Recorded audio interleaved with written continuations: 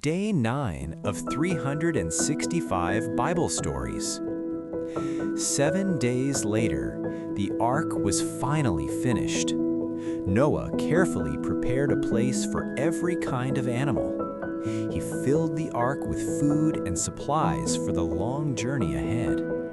Then the rain began. At first, it was only a soft pitter-patter, but soon the rain poured down in a mighty torrent. Water covered the dry land. The flood had begun, just as God had said it would.